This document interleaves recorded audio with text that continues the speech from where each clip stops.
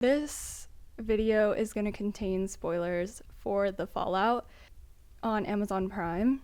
If you don't want to watch spoilers, do not keep watching this video. But if you're like me, you've already seen everything you can about the show, maybe. I love watching spoiler videos. It's an issue of mine. It's something I need to talk to with a therapist, maybe. But anyways, if you don't want to have the show spoiled for you, don't keep watching this video because I'm going to be talking about things that happen in the episodes, and really you should watch the show for yourself because it is pretty good.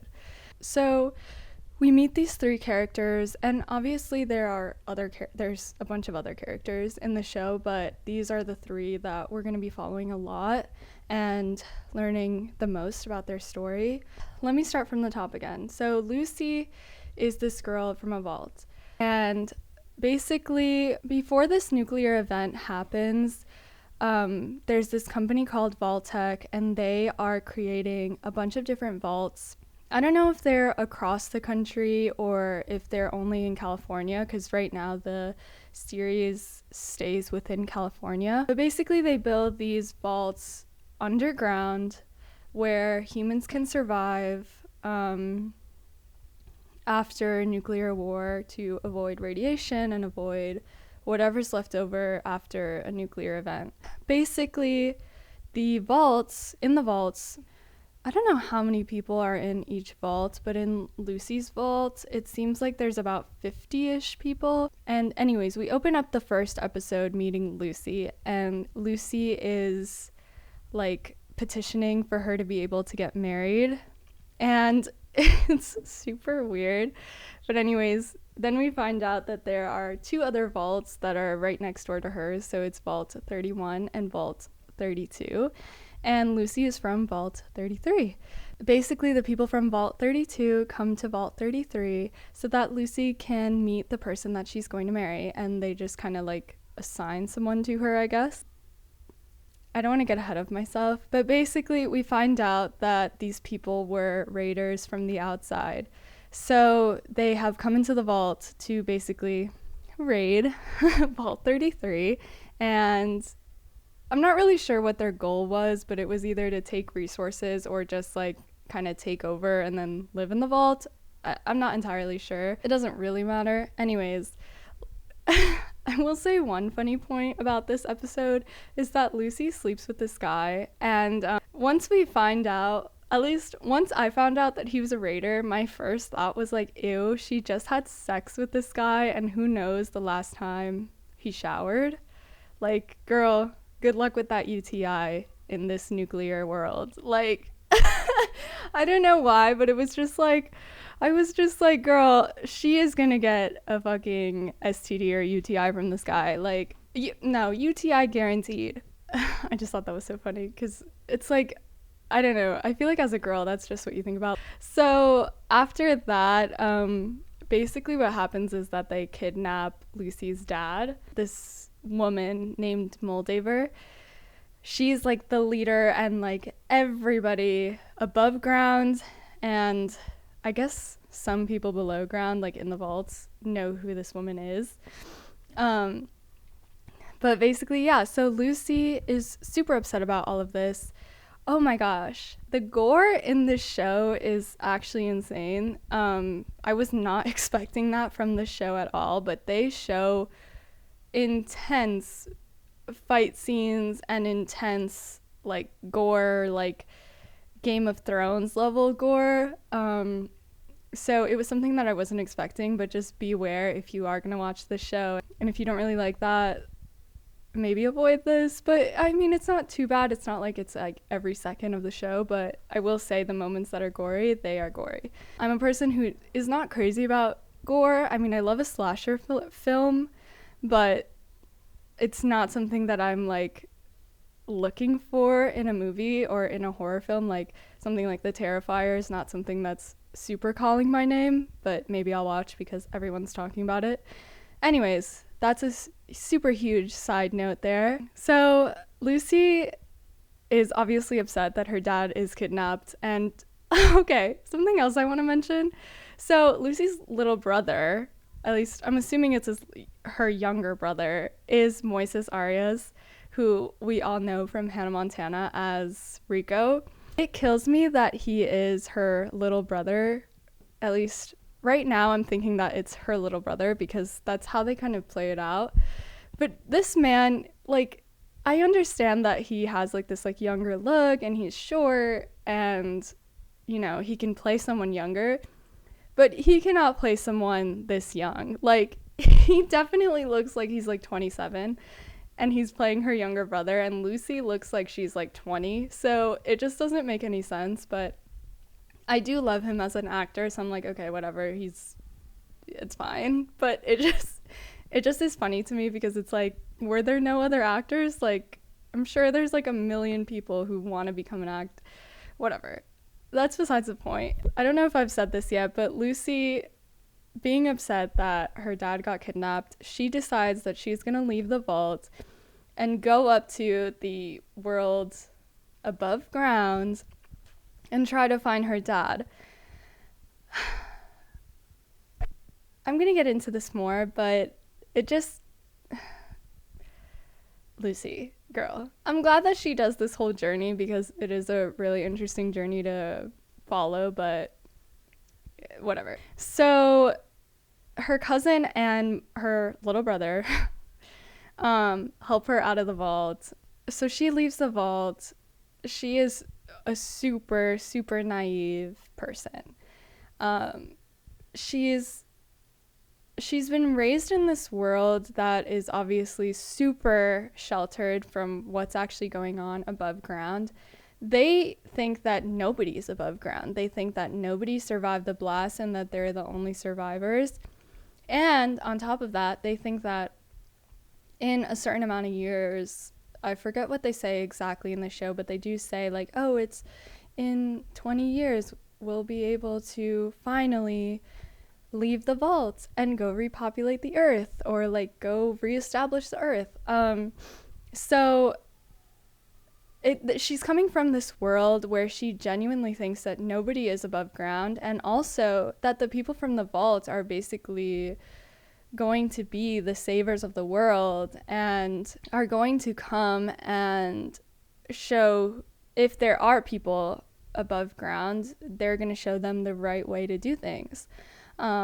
And the community of the vaults are like super set on the golden rule, which is like, do unto others as you would like done unto yourself, or whatever, treat others the way you want to be treated, basically. However that saying goes. And basically that's the world that she comes from, where she thinks that please and thank you is the way to basically create world peace and have everybody, like, she thinks that everybody is going to follow her lead and everyone is going to show kindness to her because she's going to show kindness to them. Which, of course, in a perfect world, I would love for the world to be that way, you know, to treat others the way that we want to be treated. But after a nuclear event, I mean, it's like the society is just gone at that point. And once we see what the real world above the vault is like, you see that it's really a dog-eat-dog world, and you do whatever you can to survive. And you can't trust anybody anymore because everything has just been thrown out the window, which it makes sense. I mean, the veil of everything of what our society has been built on, it's just completely obviously burned to the ground, literally and metaphorically. I bless her heart, okay? Bless her, because she's so kind and I totally understand where she's coming from. It's kind of like how I felt. I feel like when I was like 17 and I was like, no, like, what? Like, what? We're just going to show kindness to everybody. And like, of course, I'm going to show kindness to somebody and they're going to treat me the same way. Like, but as you grow older, you find out that even though you are kind, and you should remain kind, because remaining soft and remaining kind is one of the greatest strengths that I think people can have, you do find that even if you do approach someone with kindness, they're not going to approach you the same way back. living in New York City, you will learn that lesson quite quickly. I just want to say and end with, bless her heart. I understand where she's coming from, but at the same time, I am surprised at how much she survived. So we're going to end there with Lucy for now, but I want to turn to Maximus. So Maximus is part of this thing called the Brotherhood of Steel. And quick rundown of the Brotherhood of Steel. So basically, this is like a thing that I think was created by the US military. I think. I'm not exactly sure, but just from watching, that's kind of what it seemed like. And their mission is to gather all of the weapons and technology, well, military technology that was used before all this nuclear war broke out. Their goal is to keep it, well, their goal is to collect it and then keep it for themselves, kind of. Like, I don't think they share it with anybody else. Maximus is definitely like a lower rank in this brotherhood, but he so badly wants to be this like armored soldier.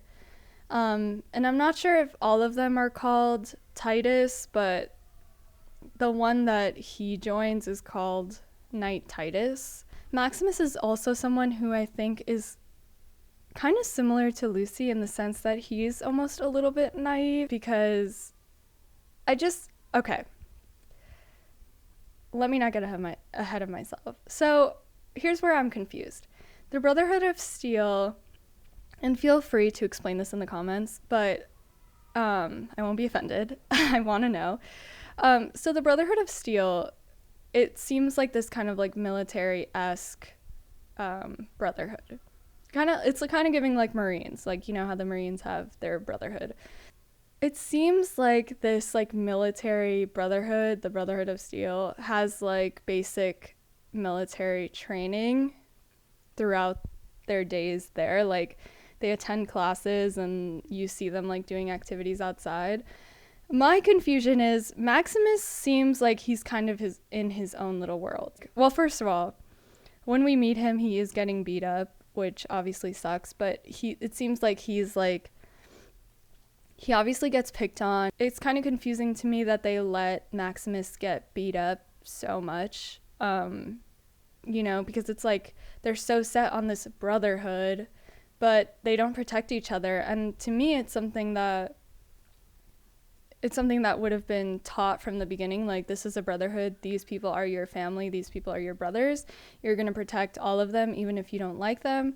Oh, if you don't like this person, well, guess what? They're going to be your partner for everything. At least that's what it's like. That's kind of what like military movies give off. Maybe that's why I have like this inaccurate representation in my head, or like inaccurate expectation in my head of how Maximus should be treated. Again, I have no idea really how the US military operates and if they allow for bullies. Well, they definitely do against women and trans people or gay people. That's just the part that's this like group is a little confusing to me.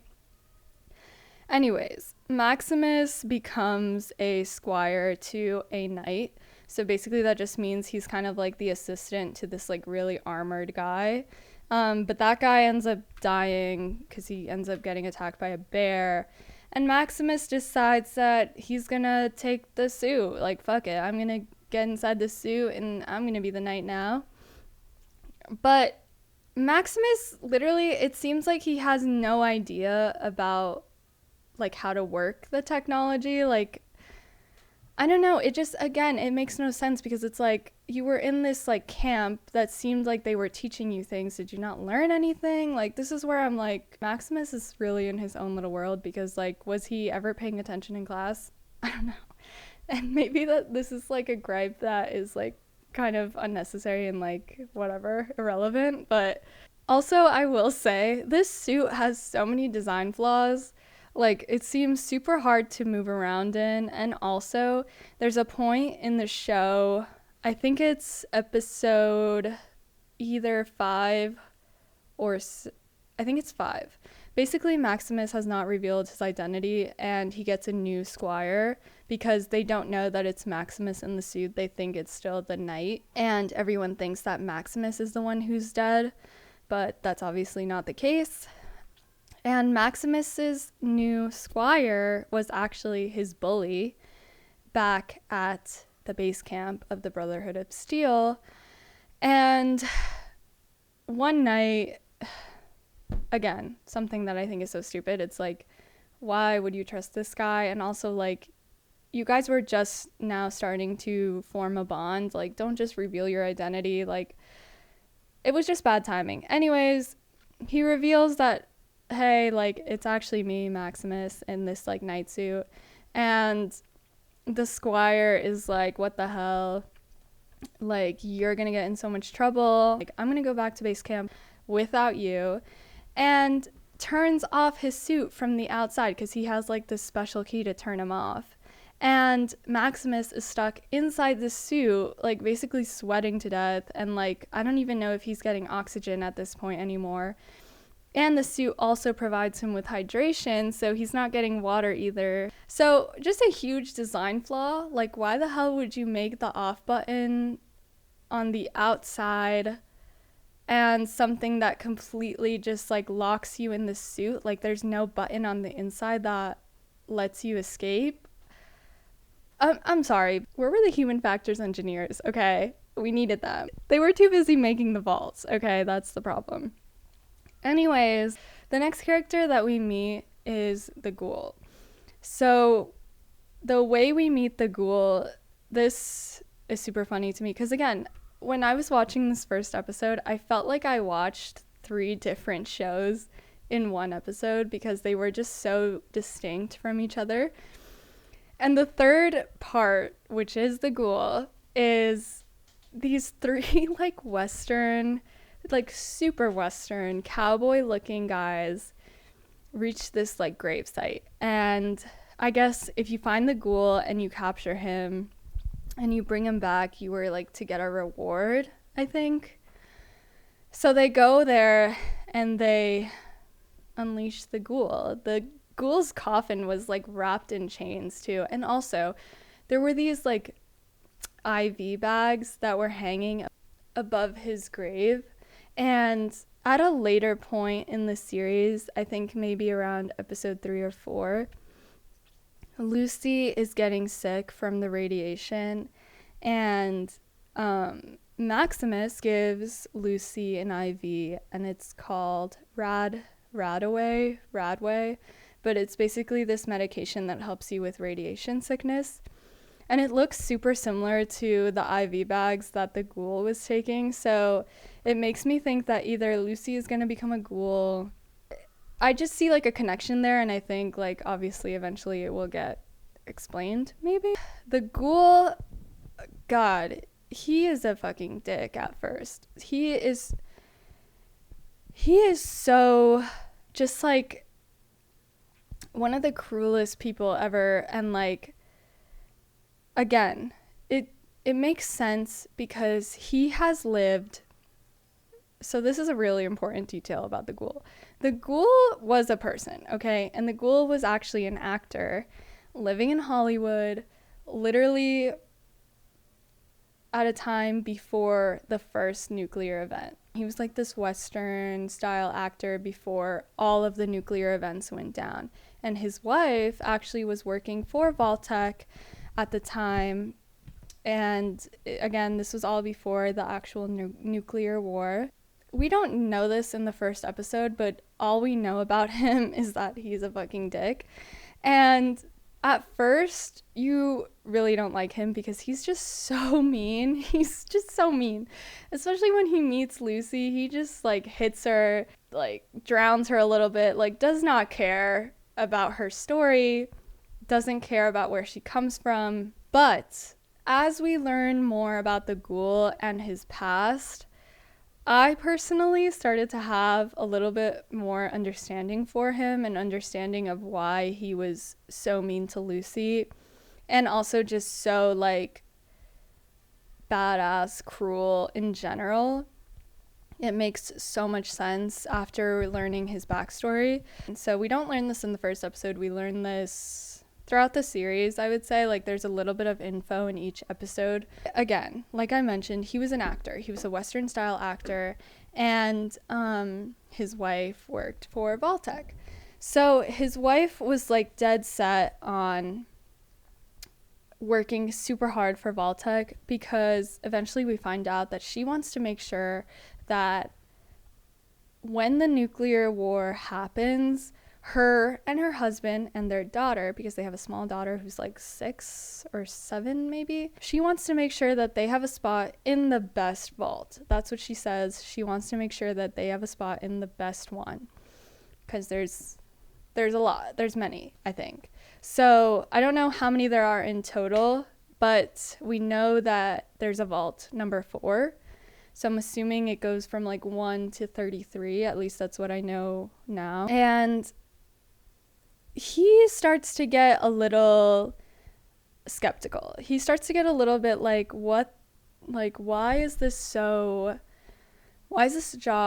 so important to you? Why don't we just like let all of this go? I'm kind of tired of being in Hollywood and doing all this stuff, because also, important to note, Vaultec hires him as the actor for their commercials. So, slay, brand deal. Basically, he gets a brand deal with Vaultec to do all their advertising and become kind of like the face of Vaultec. So he's kind of tired of doing all this stuff, it seems like. And in conversation with his wife, he's starting to mention all this stuff, and he's like, let's just move to a ranch. Fuck it. Let's just like live off the grid, like that kind of thing. And his wife is like, hell no. Like, I've worked so hard to get us a spot in the best vault possible. And we're going to go live in that vault. And it's too bad we have a dog, because no dogs are allowed. In a separate scene, he's at a bar and he's talking with his like friend who was his co-star on one of his movies. His co-star was explaining to him how, like, listen, Vaultec is setting up all these things and somebody's got to pay for it. And they've got investors, and they can't just have empty vaults around the country not being used, okay? They're going to make sure that a nuclear war happens so that these vaults get their use and the investors get their money. Again, rich people are fucking idiots, because it's like, if we go to nuclear war, there is no world after for you to spend your goddamn money on, okay? It just pisses me off, like the fact that nuclear weapons are even a thing. So the co-star is telling him all this stuff about how, like, Vaultec is going to make sure that a nuclear war is going to happen. You better believe it. And your wife knows things that she's not telling you. He's like, come to this meeting tomorrow, and you're going to find out things about Vaultec that you're going to realize that you need to know these things. He goes to this meeting, and guess who is the, like, president of this little club? It's Moldaver, the woman who stole Lucy's dad from the vault, who everybody on the outside world, above ground, above the vaults, knows who this woman is, because she has definitely made a name for herself. We don't know why yet. We don't know what she's done to do this, to make a name for herself, but I will say I have not heard them say the name of the show in the episodes yet. Or maybe they have, and they just said it so quick that I forgot that it was the name of the show. But I love when movies or shows say the name of their show or movie.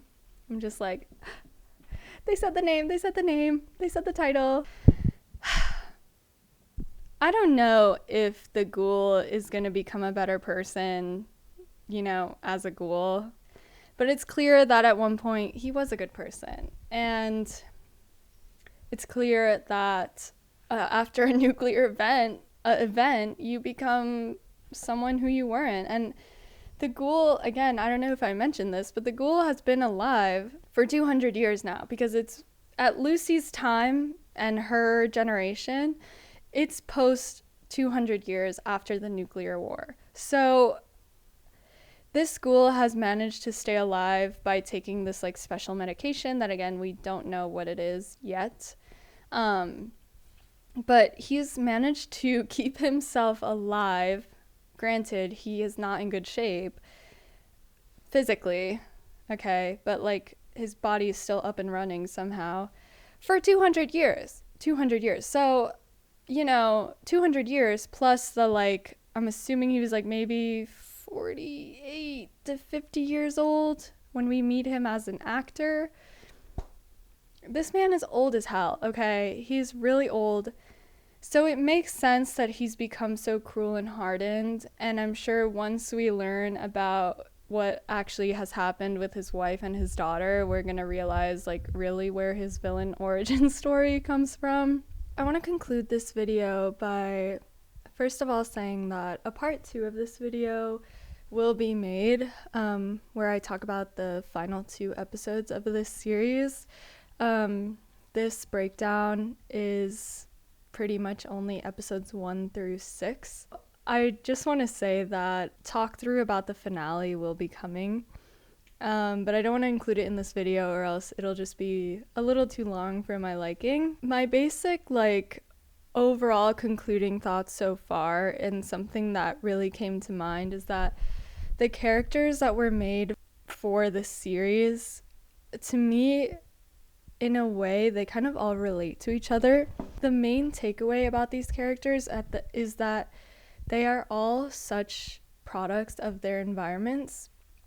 I think this series makes a really strong case for nature over nurture. It just shows so much about like when we're raised in different situations and taught different things, but also kept from knowing certain things, it changes our dynamic with the world, how we relate to other people, how we interact with other people. I think that's just a big part of this show that really stood out to me, is that each of these characters, the ghoul, Maximus, and Lucy, they're all products of their environment, and so much of it has to do with the nature aspect of nature versus nurture. And I think that the ghoul might show this almost the best, because he's had both worlds. He was able to see the world before nuclear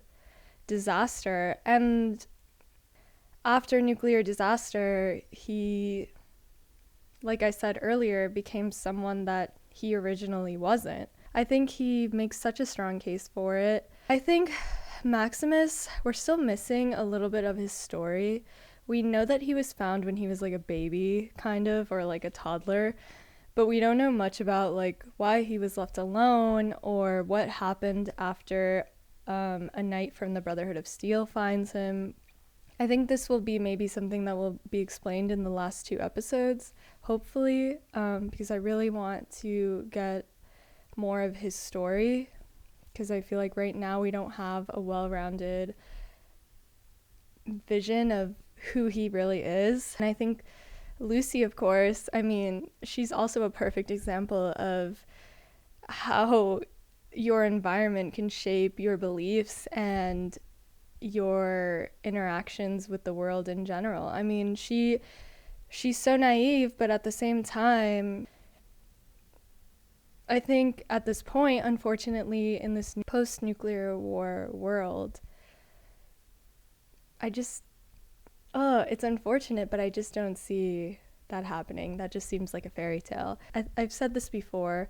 I do find Lucy admirable, and I think her character shows obviously how we should strive to remain kind even when the world is so unkind to us. And it's a great lesson to learn. But I do wish she would be a little bit more guarded of herself and kind of protect herself a little bit more. Just because as much as we wish for the world to be super kind to us in return, when we show kindness, in this particular world, in the nuclear war world, I just don't see it being possible. It's just too much displacement, too much lack of resources, too much mutations now, too much radiation, too much disease. It's just, there's so many factors up against her. One of the other things that I thought about, and I was talking about this with my boyfriend actually, is how similar it is, and they make mention of this, how like the vaults, inside the vaults is kind of like a cult. There is such a similarity between Lucy's like personality and like what she thinks the world is going to be like if she were to like come out, and you know, if the vault people were to come to the surface, they would be able to change the world. It really reminds me of like people who go on religious trips, like missionary trips, or they go to like South America and they build churches or schools or whatever, but in return they have to impose their religion on the people that they're trying to help. It's kind of like sparking that little light bulb for me. I don't know, like I don't want to say it's exactly like that, because I don't think that Lucy has bad intentions. At least I don't think that she does. But I do think that maybe other vault people might think that way and have a superiority complex and like this savior complex, obviously. I hope you guys enjoyed this talk through of mostly the characters and episodes 1 through 6. I will be watching episodes 7 and 8, and then hopefully this story will be super wrapped up in a bow. And of course, I hope it does leave us with a good cliffhanger, but nothing that's too like world shattering. I hope you guys like this video. See you later. Bye.